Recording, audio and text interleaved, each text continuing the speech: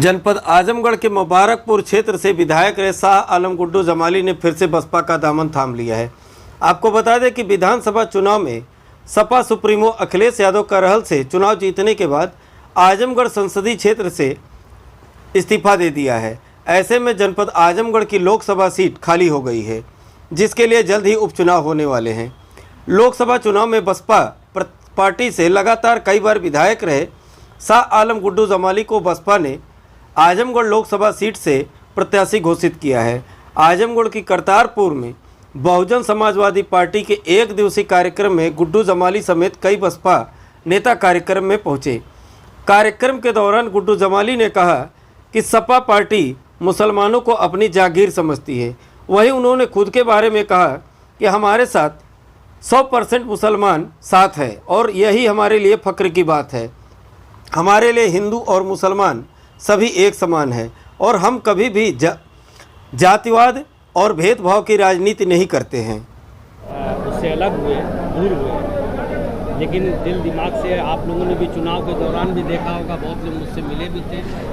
तभी मैं हमेशा कहता था कि मैं मिशनरी आदमी हूँ और जिस दल में गया था या जिसके सिंबल से लड़ा था वो लोग भी मिशनरी सोच के ही लोग, वो लोग भी जय भीम और जय मीम का ही नारा लगाते हैं।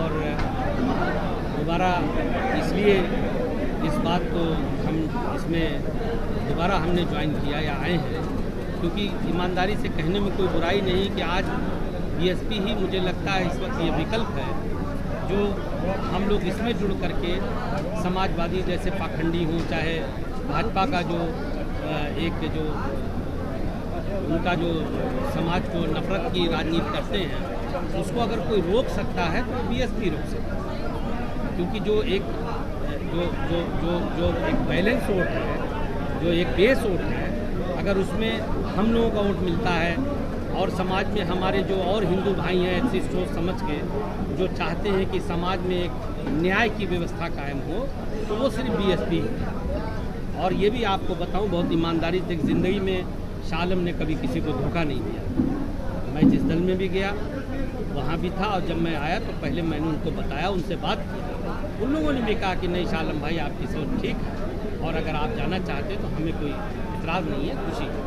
आप जाइए। हमने उनको ये तर्क बताया कि हम वोट लेके लड़ के काट तो सकते हैं, मगर हम लोग समाज को जिस लड़ाई को हम लड़ रहे हैं जीत नहीं सकते। ईमानदारी से कहने में उसको क्या बुराई क्या है। तो इसलिए हम ये मानते हैं कि इस प्रदेश में सिर्फ एक विकल्प, सिर्फ और सिर्फ आखिरी विकल्प है और वो है बहुजन समाज पार्टी। सबको सबने देख लिया और मैं तो जिस समाज से आता हूँ मुझे कहने में कोई एतराज़ नहीं है कि उस समाज ने हमेशा इसी भावना से वोट दिया कि हमको फलां को हराना है, फलां को हरा, कभी अपने लिए वोट दिया ही नहीं। अब तो मैं कहता हूँ मेरे भाई कि इस माध्यम से मैं चाहता हूँ ये चलाइएगा ज़रूर।